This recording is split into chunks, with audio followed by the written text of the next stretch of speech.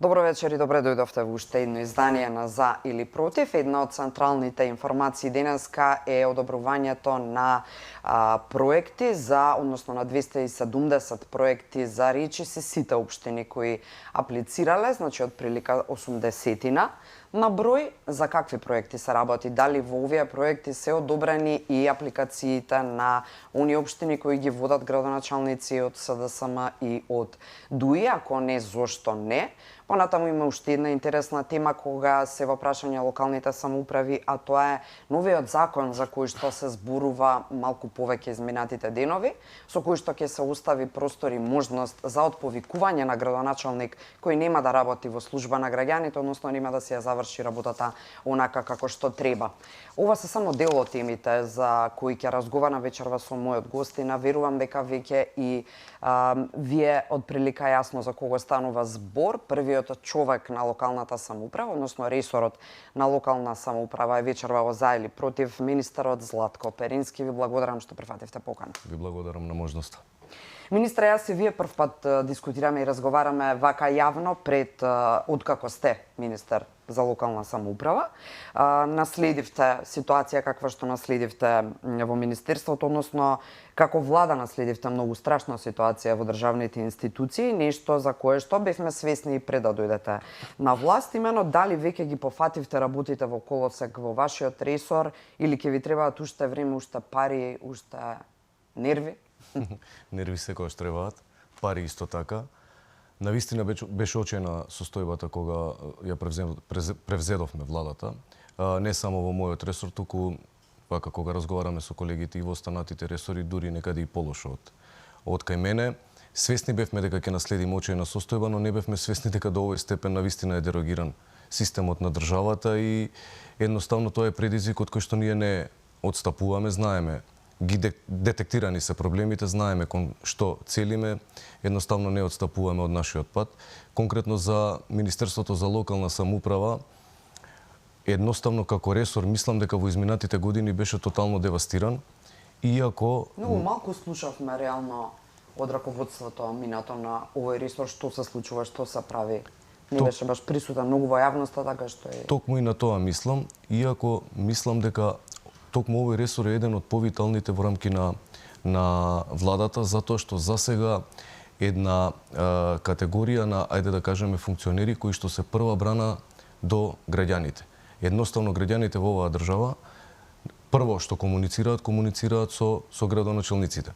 И во таа насока навистина се фокусиравме да видиме кои се слабостите и зашто тоа било така во периодот изминат. Јас си го знам мојот карактер, ја едноставно не можам да бидам индиферентен према проблемите и према состојбите. Јас навистина давам се од себе. Морам да ги пофалам тука и моите колеги пред се од кабинетот кои што заедно со мене деноноќно работат на проблематикава. Согледани се проблемите, цели имаме строго дефинирани и нема нешто што може да не измрда од нашиот пат. Уште колку време ќе ви треба за внатре системски да ги поставите во целост онака како што сакате работите? Во суштина, ние при крај сме со функционалната анализа за да видиме со каков човечки потенцијал располагаме и тој човечки потенцијал што во изминативе години има придонесено во рамки на местото кое што го работи, и тоа е суштински битно за нас за да знаеме каде фали да додадеме, каде има премногу да одземеме и така натака. Ова кажувам затоа што два клучни ресори во рамки на сектори во рамки на Министерството за локална самоуправа имаат проблем, дефицит на човечки потенцијал, на човечки кадар, затоа што станува збор за секторот локална самоуправа и секторот за рамномерен развој. Тоа се круцијални сектори кои што навистина треба да бидат движечка сила во рамки на Министерството. Тука секако ќе треба да дадеме додадена вредност во периодот кој што ќе следи, но сепак сакам да ја почекам на функционална анализа за да бидам сигурен дека ќе донесеме здрави и прави одлуки. Да, ве прашав ова заради тоа што не значи дека ако постојаните забелешки од Брисел па и дома внатре на тема администрацијата, административците се такви какви што се заради самите луѓе, бидејќи има процент сериозен меѓу нив кои се професионалци и кои навистина си ја работат работата. По отчетот за 100 дена од вашиот мандат, СДСМ ве обвини дека сте морале да се китите со тековни и наследени проекти од времето на СДСМ, значи од нивното време, кои се реализираат на годишно ниво. Знаете како, сериозна и одговорна влада не може да си дозволи комодитет да прекине започнат проект кој што е во интерес на граѓаните. Ние и тоа го направивме. Жалосно е што беа многу малце на број, но она што беше добро и започнато, јас не гледам здрав разум да тоа се прекине. И едноставно, што сакаат може да зборат, не СДСМ, било кој, ако е тоа во интерес на граѓаните, јас ќе го истерам до крај согласно нашите можности во рамки на ресорот кој што го предводам. Така да мислам дека тој аргумент е едноставно не држи вода. Во суштина, што мене ми е битно, што успеавме за овие 100 и нешто дена како влада и еве како ние, како Министерство за локална самоуправа, да ги детектираме слабостите во рамки на нашиот ресор и да продуцираме мерки.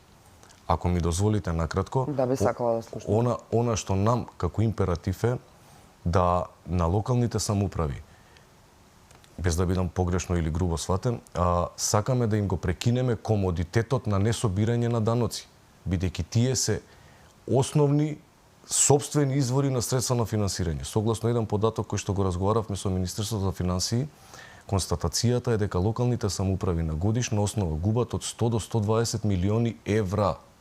Замислете сега, ние правиме јавен повик на 6 милиарди денари, а они губат на годишна основа 100 до 120 милиони евра средства кои што може да ги инкасираат во сопствените буџети и да ги употребат онака како што они сакаат. Можат и законски треба да ги инкасираат. Зошто е слабоста тука? Зошто не успеваат даноците да ги соберат, да се ги наплатат?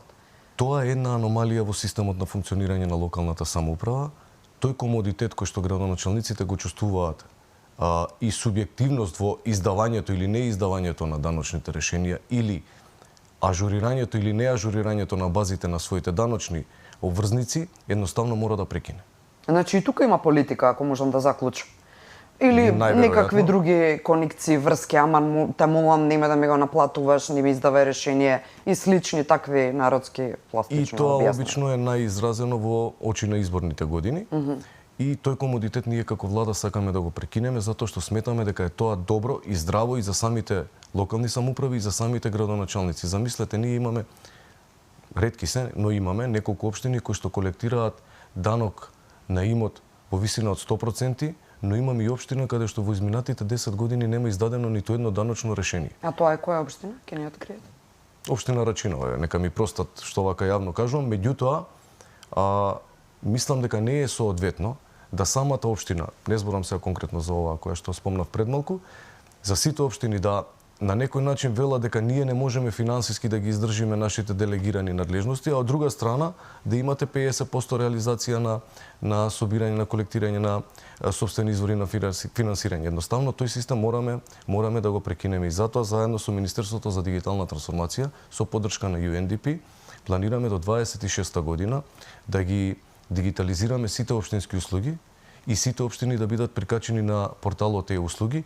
Исто така, локалните самоуправи да се обврзат дека до таа година ќе ги ажурираат своите бази на даночни обврзници и ние како држава ќе им ја овозможиме алатката на колектирање на данок по електронски пат, тоест е-данок. На тој начин ќе нема субјективитет. Точно, државата и во иднина ќе помага во реализација на проекти кои што се надвор од нивните можности.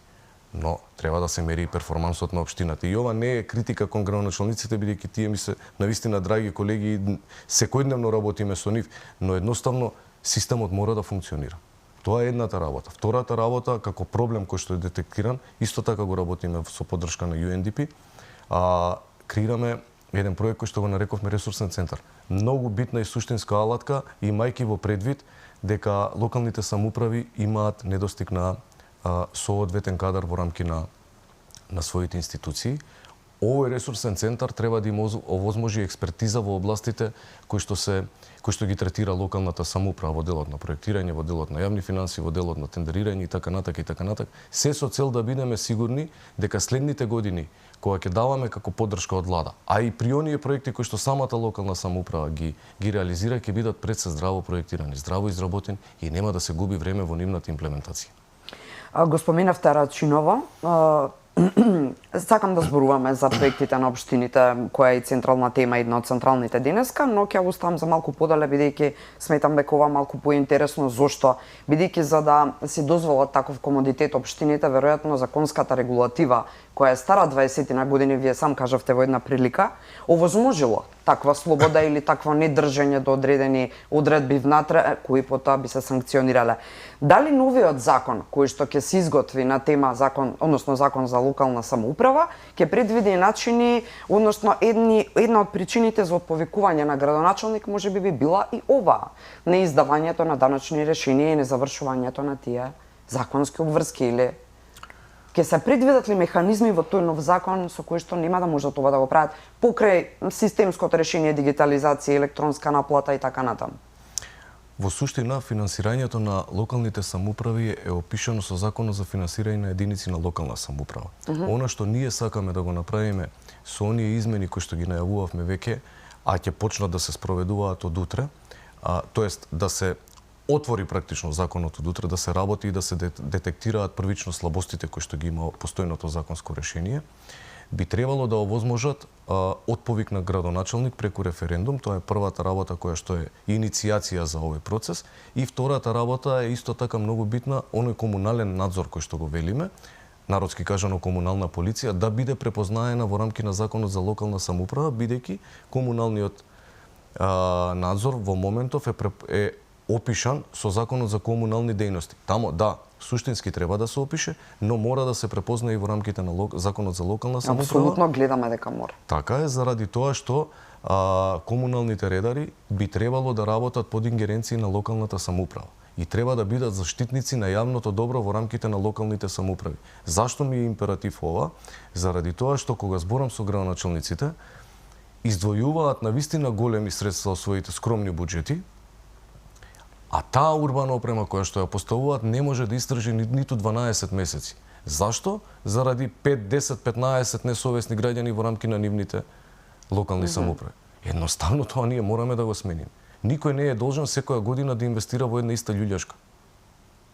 Значи, ако сме направиле јавно добро, ако не сме совесни да го чуваме, тогаш ќе има механизам тие несовесни да бидат казнети и да има санкции за нив. И ова не го измислуваме ние. Во сите околни наши држави постои и функционира комуналната полиција и навистина функционира безпрекорно. Јас разговарав и на средбата со градоначалникот на Белград, каде што токму зборевме на оваа тема. Во Белград навистина метропола многу поголема од градот Скопје, комуналната полиција функционира како саат и имаа дури можности да приведат. Тоа значи ќе го пресликате практично на некој начин. Сите добри практики кои што ќе ги имаме од опкружувањето и од европските примери, ќе ги пресликаме како предлог решение во овој закон. Во суштина, Законот за локална самоуправа, како системски закон, е на здрава основа поставен. Тока мораме да, сакам и морам да го кажам ова, заради тоа што е изграден врз основа на Европската повелба за локална самоуправа. Но сега, сепак, од неговото пуштање во употреба поминале повеќе од 2 децении. Логично е да треба да се доадаптира. Сведоци сме дека на некој начин градоначалниците кои што ја добиле довербата од граѓаните, не зборам за сите, некој од нив, едноставно не ја оправдале.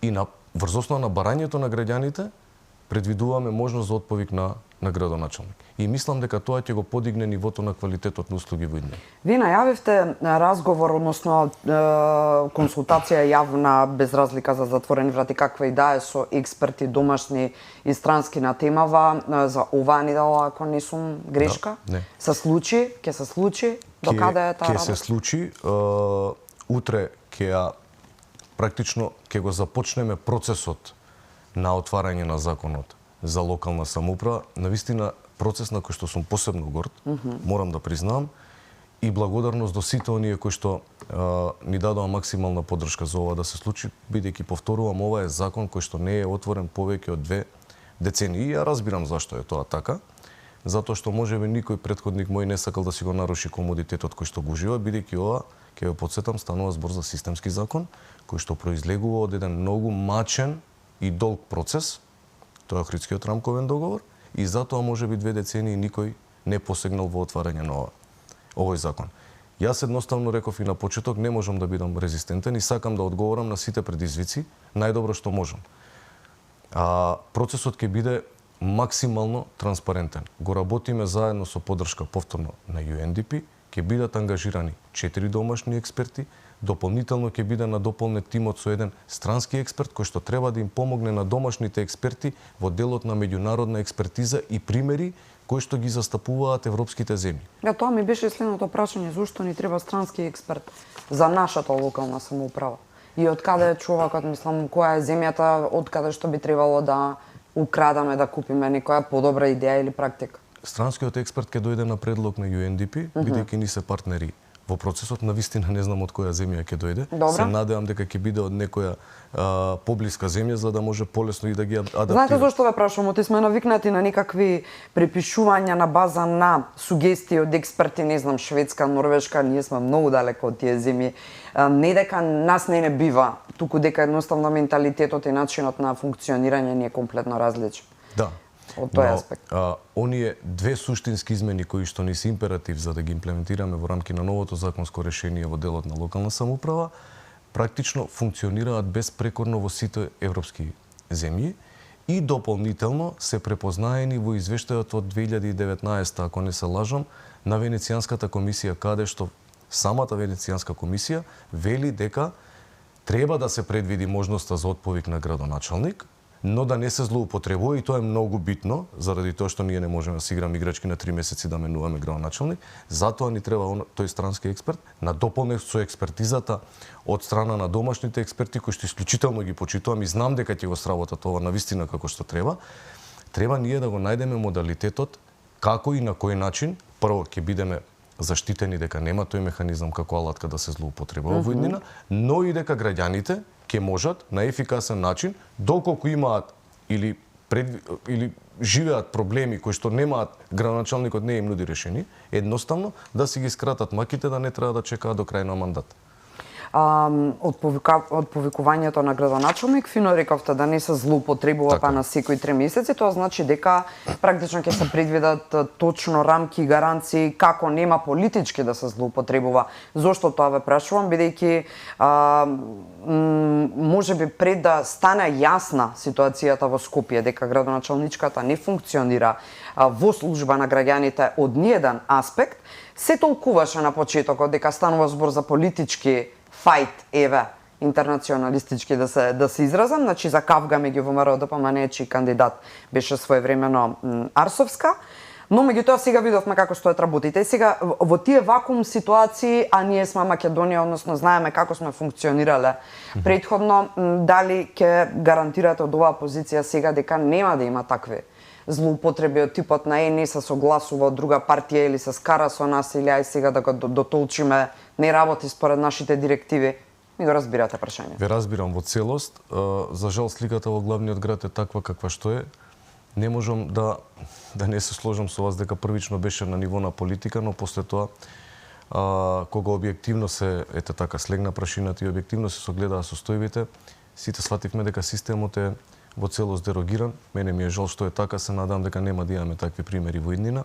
А во суштина нашата интенција е преку овој широк и јавен процес да бидат консултирани пред се градоначалници, потоа да бидат консултирани невладини организации, да биде консултирана Собраниската комисија за локална самоуправа, да бидат консултирани, рековме, оној граѓански сектор, затоа што овие измени, повторно ќе кажам, ги правиме заради потребата на граѓаните, за да не се случи повторно некој ваков лош пример, ајде, вака благо кажано, да кажам, во иднина.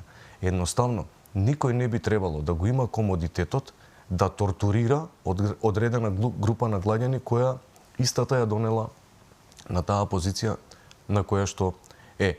И нашата идеја е единствено оној кој што те избрал, само тој може да те разреши, а тоа се секогаш граѓаните. И затоа примерите кои што ги гледавме од странските држави секогаш се однесуваат на граѓански референдуми. На тој начин ние не можеме политички да делуваме, затоа што ако нема иницијација, тоест иницијатива, се извинувам, од граѓаните во рамки на таа општина, тогаш не може да се случи ни референдумот, а тогаш не може да се промени ни градоначалникот врз основа на оваа можност која што ќе ја предвидиме во Законот за локална самоуправа. Морам да кажам дека како граѓанин нормално и жител на, еве во случајов општина Аеродром, се многу значајни овие промени кои планирате да ги направите заради условите во кои треба да живеат граѓаните убаво, високостандардно и така натаму. Споменавте комуналната полиција. Тоа значи дека ќе треба да се вработуваат нови луѓе кои би биле комунални полицајци. Споменавте сите добри практики ќе ги употребите, како на пример во Белград каде што имаат и можност да приведуваат во случај кога ќе се создадат услови за тоа и кога ќе имаат можност е констатирано истото. Тоа, ако се случуваат нови вработувања, значи нови финансиски потреби на општините, како тоа ќе се изведе? Дека ни е неопходна комуналната полиција и повеќе од јасно. Повеќе од јасно, покажавме, видовме дека не функционира. Кои ќе работи, ќе се регрутираат нови, ќе се земаат од МВР, можеби МВР ќе регрутира, како ви е планот? Тоа е техничко прашање кое што ќе го разгледаме на ниво на можности од страна на локалните самоуправи, но пред се ние со воведување на комунална полиција, со комунален надзор, ние ќе превенираме трошоци на општината. Затоа што ние во моментот општините голем дел од средствата покрај тоа што вложуваат во рамки и инвестиции во насока на нови, да речеме, детски игралишта. Голем дел од буџетите ги користат и за санација на истите. Тоа е првата работа. Втората работа, во рамки на локалните самоуправи, во одреден дел од локалните самоуправи, свесни сме дека имаме и превработеност. Ние можеме да направиме механизами на преквалификација. Не мора секогаш да значи дека ако нешто препознаеме ново во рамки на некој одреден закон, дека ќе секогаш треба да има потреба од нова работна сила. На крај на денот ние овие работи ги правиме за локалните самоуправи да имаат можност да заштедат, да знаат дека ако инвестирале некаде, дека нема да се случува утре да некој ги скрши игралиштата или не знам реквизитите, исто како по примерот како што се случуваше во центар. Ние како општество мораме пристапот да го смениме кон јавното добро. Едноставно не може да толерираме девијантни однесувања повеќе. Значи, ние ништо не сме различни од оние кои што живеат во Германија. Зашто во Германија тоа не се случува? Значи, мораме системски да ги гледаме работите и затоа мене ми е многу битно овие две работи како основа да влезат во новото законско решение и не ми е само мене тоа битно, туку битно им е на граѓаните. И дополнително, покрај тоа што ќе се разгледуваат и останатите слабости во законот за локална самоуправа, ќе видиме на крај со каков предлог излезе експертскиот тим, битно е да се препознае граѓанинот во рамки на законот за локална самоуправа. Зашто? Заради тоа што на тој начин градоначалникот многу посовесно и многу попосветено ќе влезе во креирањето на буџетите за следните години, кога директно ќе ги чуе потребите на граѓаните. Ние досега организираме форумски сесии исклучиво кога имаме или работиме некои проекти кои што се финансирани од нашите странски донатори. Зашто ние тоа да не можеме да едноставно да го препознаеме во закон? Знаете, апсолутно сум на иста линија, бидејќи кога некој друг ви ги дава парите, така тука мора и да ги вметне собствените национални или собствените интереси, доаѓа од одредена држава која дава пари. Зошто самите да не си ги правиме овие промени, во тоа е суштината, сте апсолутно во право. Ке ми дозволите да се заблагодарам и јавно на швајцарската влада преку швајцарската амбасада. Навистина, скоро 30 години инвестира во локалната самоуправа. Заедно со нив работиме еден проект кој што се однесува токму на овие форумски сесии, преку кој што овозможуваме граѓаните да допрат до локалните самоуправи во креирање на буџетите. Меѓутоа, тие не може да бидат тука цел живот. Така е. Едноставно треба да ја научиме лекцијата, да ја преточиме во законско решение и тоа да биде соодветно, системски издржано и во иднина да ни стане пракса. И на тој начин мислам дека првично на самите градоначалници ќе им помогнеме. Едноставно ќе им го намалиме гапот помеѓу конфликтот помеѓу граѓанинот и градоначалникот. Заедно градиме, бе луѓе. Тоа е тоа. Како размислуваат во оваа насока градоначалниците актуелниот СДСМ и ДУИ во однос на можноста за отповикување, во однос на сите овие промени кои сакате да ги воведете? Имате поддршка, даваат идеи, исклучени се, не се замараат едноставно? Каква е нивнава? Јас од прв ден кажав дека сум отворен за сите градоначалници, без разлика од која политичка партија, од кој етникум доаѓа, што навистина не ми е битно, бидејќи и во нивните општини живеат граѓани. Значи тоа е факт. Едноставно луѓето си имаат проблеми на кои што треба да им се најде соодветно решение. И немам проблем да разговарам со никој. Бидејќи за проблемот во Скопје колку што сватив, бевме навистина унифицирани дека системот е дерогиран и дека навистина нешто треба да се смени во рамки на Законот за локална самоуправа. Претпоставувам дека сме на иста линија, иако во овој консултативен процес заедно со експертите ќе консултираме дел и од нив, затоа што ќе бидат тука засегнати сите градоначалници. Мене тоа не ми е императив, без да ме сватат погрешно моите колеги градоначалници. Мене ми е императив мислењето на граѓаните. Значи, јас оваа работа ја работам за да можат они, кога ќе имаат, не дај Боже, повторно некој ваков проблем, да можат соодветно да реагираат и да се спасат. Мене ми е нивното мислење битно. И затоа рековме дека преку јавни дебати, невладин сектор, граѓански институции ќе бидат вклучени во процесот. Се додека немаме ние целосно заокружен процес и адаптирано решение согласно сите засегнати страни, не можеме да кажеме дека сме ја завршиле работата. Дури ни тогаш, заради тоа што станува закон, двотретински закон. Значи, ние мораме да постигнеме консензус. А ја не очекувам дека нема да го постигнеме заради тоа што ова е пред се во насока на граѓаните. Да, ако размислуваат сите како вас во правец на задоволување на потребите на граѓаните, нема зошто да немате консензус. Уште само едно прашање да ја заокружиме, имава подимена куса пауза за реклами. За колку време очекувате првичен текст, овие консултативни фази да завршат, односно за колку време практично дали пред локалните избори ќе ви донесе? Така е, нашата иницијатива е целиот овој процес со нови предлог решенија во делот на измените на Законот за локална самоуправа да се заокружи до крајот на март. Затоа што системот на државата после тоа има процедури како тие се изгласуваат, нели, во рамки на собрание и така натака, токму да го стигнеме оној период на распишување на локалните избори кои што сите знаеме дека треба да се случат следната година. Значи, иницијативата е процесов да го заокружиме со предлог измени на постојното законско решение во делот на Закон за локална самоуправа до крајот на март. Бидејќи сите ние сме граѓани во одредена општина и на крајот на криштата граѓани на Македонија, а пред се медиум кој може да ви помогне и ви стои на располагање секаде онаму каде што ќе треба да се изврши притисок, бидејќи ова е пред се закон во интерес на граѓаните. Правиме многу куса пауза за реклами, останете тука.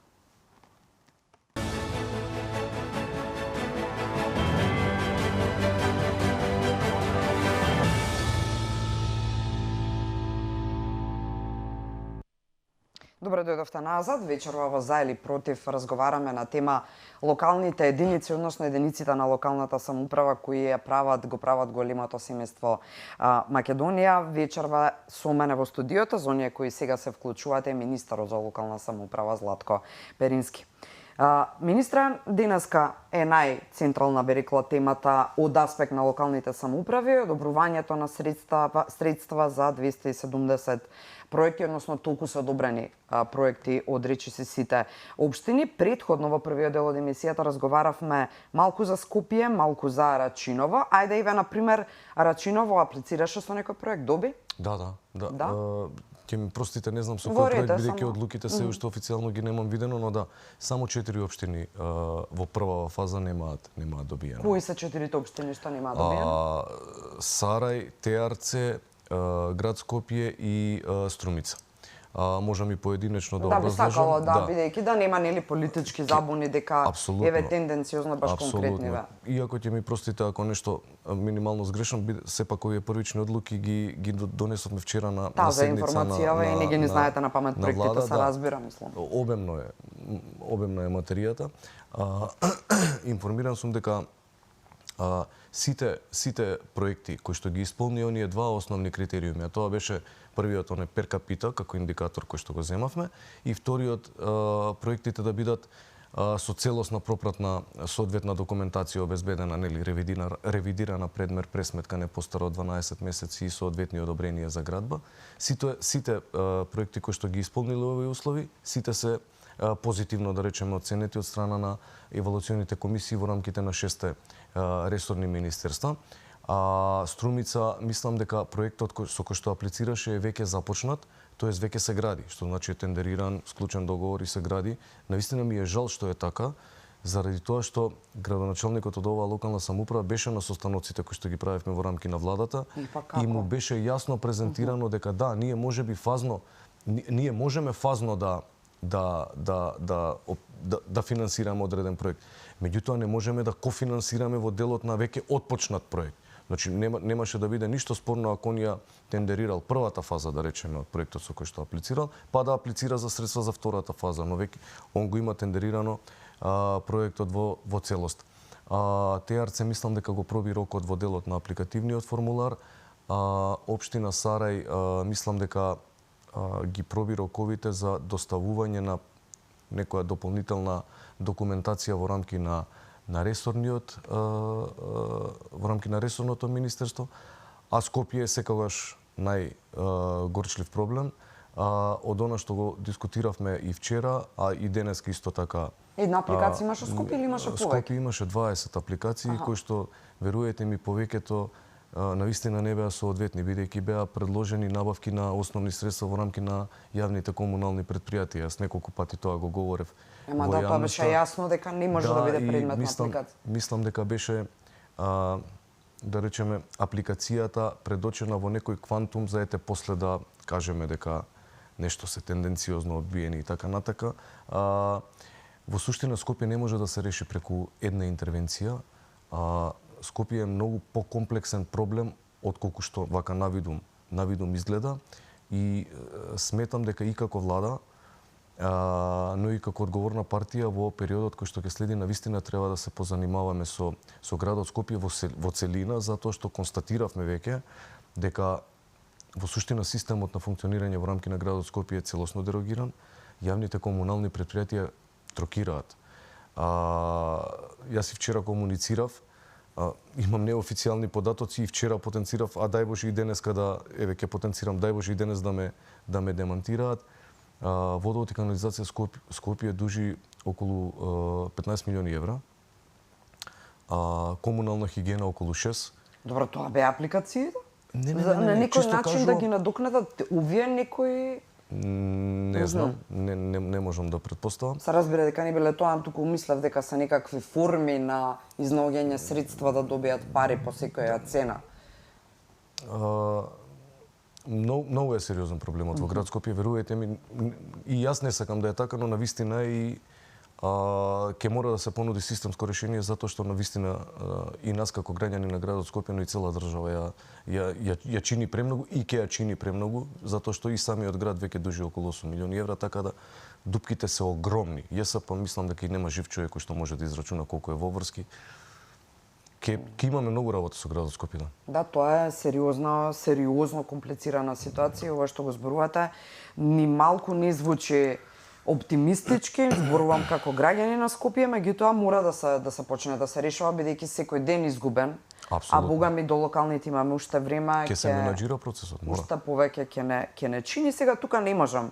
А да не ве прашам, ќе се земам за слобода, да заклучам дека од аспект на министар за локална самоуправа звучите и изгледате како човек која има контролата во своји раце над, да речеме, во можностите во кои што треба да имате како ресорен министер над останатите локални самоуправи, но од друга страна пак постои во јавноста една информација која исто така е се погласна и се позачестана, тоа е дека немате ништо против да трчате како кандидат за градоначалник на Скопје на ВМРО ДПМН на претстојните избори. Да или не? Дали од оваа позиција на министер би се не е тоа спуштање бидејќи Скопје е сериозна држава во држава е вака некако да речам, но дали еве тоа ниво на менаџирање вие можеби поатрактивно или би вие доволен предизвик да го водите? Ќе ми дозволите да не одговорам со да и со не. Мислам дека ќе сватите зашто е така. Јас не би сакал трката за градоначалник за кандидат за градоначалник на град Скопје да стане битка помеѓу двајца, тројца или 5 индивидуалци во рамки на нашата партија, бидејќи тоа не е добро за самата партија и јас тоа никош нема да се вклучам прво во таков процес. Од друга страна, исто така знам дека ниту еден, вклучувајќи ми и мене, нема право да го монополизира тој процес на избор на најсоодветен кандидат за градоначалничкото столче во градот Скопје. И во нашата партија аналитички пристапуваме кога се бира најсоодветен кандидат, поготово за вакви сериозни кандидатури, ајде да ги наречеме, а и поучени од минатото мислам и убеден сум дека нема да направиме уште една грешка. Така да, подготвен сум, само под еден услов, доколку сум аналитички преку анкетите најсоодветниот кандидат и доколку мојата партија во целост застане позади тоа. Како што реков, јас до тогаш имам обврски кои што секојдневно ги работам во рамки на владата и давам се од себе тоа да биде навистина здраво и како што треба сработено. Кого и да поддржи мојата партија на последниот изборен процес, јас застанувам во целост позади тој кандидат, доколку не сум јас, доколку е било кој друг. Навистина, мислам дека кохезијата која што имаме во моментот во рамки на партијата треба да ја задржиме и надоградиме, а не да ја дерогираме и да правиме конфликти таму каде што ги нема. И повторно ќе си дадам слобода да заклучам дека самиот со себе се тркате за подобар менаџер, еве ајде така да речам, во остварувањето на вашите замисли, цели, она за кое што сте си зацртале дека ќе го направите како министер. Верувам дека тоа ќе биде и вашиот плюс во биографијата доколку трчате за Скопје. Тоа значи дека конкурентите надвор од себе не ги гледате, односно дека имате супер соработка со еве еден од исто така за еден од најгласните, би рекла во јавноста, тоа е кандидат, односно градоначалникот на Кисела Вода Орце Георгиевски. Апсолутно. Немате спорни моменти, немате конфликти и не го гледате како конкуренција, се гледате само себе си во подобра верзија. Јас одам искрено по мојот пат. И јас од тука не отстапувам ни милиметар. Ако на анкетите бидам соодветен кандидат, да, со задоволство. Ако не, all-in поддршка за тој што ќе биде. Се враќаме на тема проектите и оние кои треба да добијат пари. Станува збор за во нив се вложуваат во овие 270 проекти 4 милиарди денари. Што е со оние проекти, на пример, кои според конкретните ги споменавте, кои се општините кои не успеале во оваа фаза, но имаат, еве да речеме, и поголема од големата потреба од средствава и за да реализираат одредени проекти. Како за нив ќе се помогне во втората фаза, можеби сепак се и таму граѓани на оваа држава, луѓе кои имаат потреба од одредени. Апсолутно е така, само ќе ми дозволите првиот дел од прашањето. Како влада, за да не се свати дека повторно има политика во рамки на овој јавен повик кој што го објавивме, мислам дека на следната владина седница ќе овозможиме на овие локални самоуправи кои што не се влезени во процесот на финансирање во моментот, зборам за оние 4, да рокот на докомплетирање на документацијата им се продолжи, се со цел да можат и они да влезат и да добијат дел од овие средства кои што се предвидени од страна на централниот буџет, а ќе да бидат трансферирани преку оние 6 ресорни министерства. Исто така, паралелно има и програми кои што се финансираат од страна на централниот буџет, кои што се работат преку Бирото за регионален развој.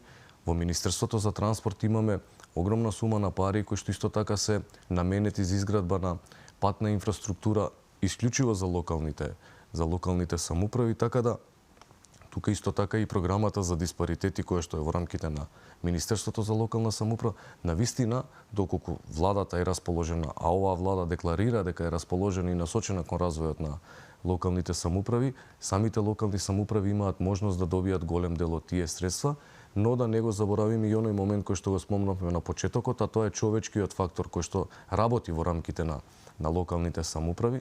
Навистина, нормално таму си има професионалци, но има потреба од до екипирање во некои места или до обучување, ајде да кажеме, и затоа главната цел една од главните цели на Министерството за локална самоуправа е развој на оној ресурсен центар кој што го споменавме на почетокот на емисијата, кој што би требало да помогне процесите да одат погладко. Транспарентноста на она за што ќе ги трошат општините парите е оставена на нив или ќе имате никакво еволуативно, не знам, тело кое што ќе јавно ќе презентира до каде се, што направиле, што не направиле? Ние формиравме координативно тело кој што треба да го следи процесот на имплементација, инаку да, во право сте, процесот на имплементација, тоест на реализација на средствата кои што ќе ги добијат локалните самоуправи е целосно во нивни ингеренции, значи они објавуваат јавни набавки, они склучуваат договори со изведувачи и они практично од почеток до крај би требало да го спроведат процесот. главната цел и обврска на ова координативно тело кое што е инкорпорирано со представници од сите 6 ресорни министерства, вклучувајќи и нас како локална самоуправа и Министерство за финанси, треба да го следи и мониторира процесот, дали се работи или не се работи, дали има проблем или нема, доколку има тој да се надмине, за се со цел граѓаните што е можно побрзо да го видат бенефитот од овие инвестиции. Во суштина, преку оваа интервентна програма, така ја нарековме, во рамки на состаноците, сакаме да овозможиме и да ги надминеме сите оние основни проблеми кои што можеби во поразвиените земји веќе не се ни тема на муавет. Значи, ние преку овие пари, преку овие средства, сакаме да немаме веќе неасфалтирани улици. Сметаме дека е несоодветно 21 век са од една страна збориме за од една страна збориме за дигитализација на услуги, а од друга страна имаме населени места кај што луѓето не можат да излезат дома кога има поголем и пообемен дожд. Значи, тоа е главната суштина. Верувајте ми, навистина е целисходна идејава на владава, нема грам политика. Не, апсолутно им требаше финансиска инекција, очигледно, бидејќи и ќе продолжи. И тоа дадена на баш на ваков начин за да може да има и контрола на трошењето на средствата, кога сме кај парите. Само уште едно прашање во моментот ми текна.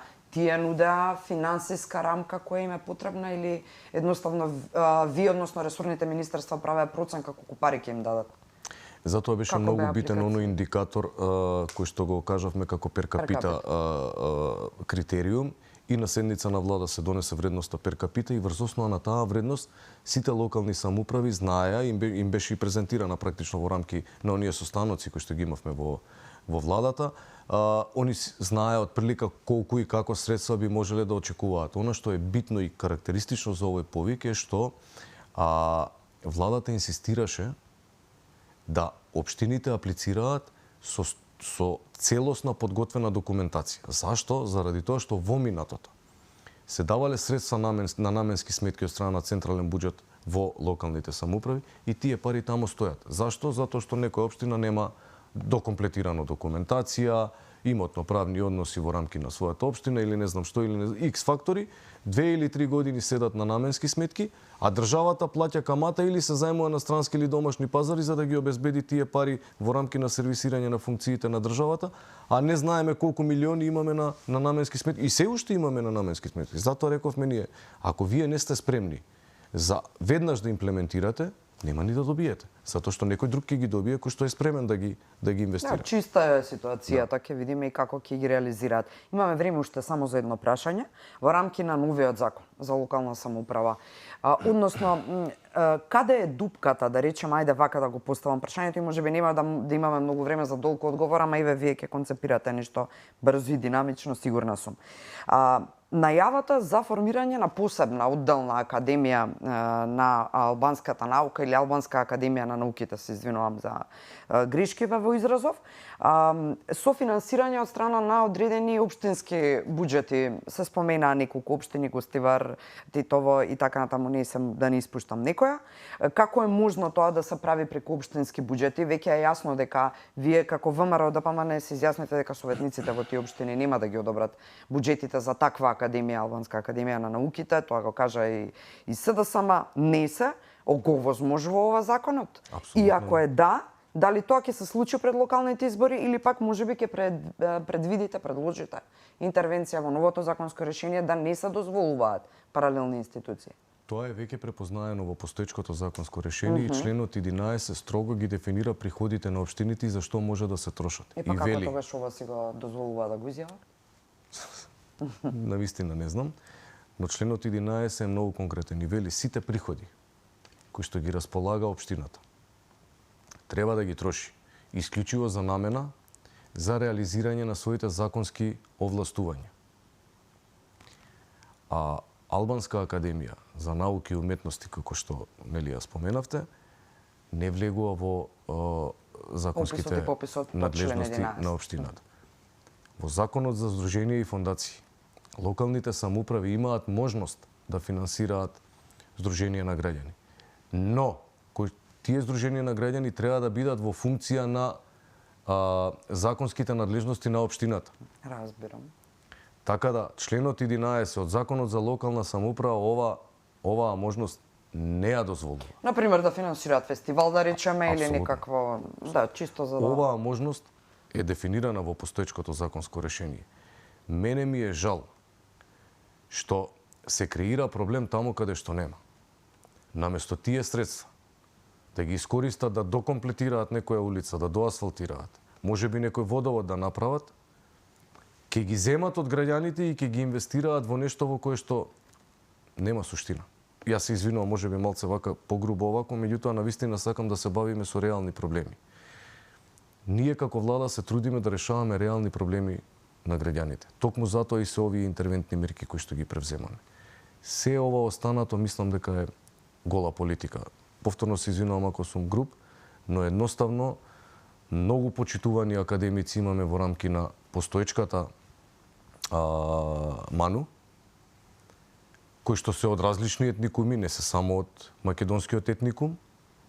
И истите тие академици во вчерашните изјави видов дека се против вакво нешто, што значи дека само по себе процесот веќе се кристализира дека не е во ред. И е спорен, апсолутно, да. Апсолутно. Ова е една тема која што заслужува можеби посебна анализа и цела една емисија, но нашето време истече. Мислам дека одговоривме се она кое што граѓаните ги интересира како пред се жители на одредени општини. Многу ви благодарам што прифативте да бидете дел од За или против. Јас ви благодарам на поканата. Почитувани, секое добро и убава вечер ви посакувам и се надевам дека ќе бидете и утре во истиот термин на За или против утре со Анастасија Илиевска. Добра ноќ од мене.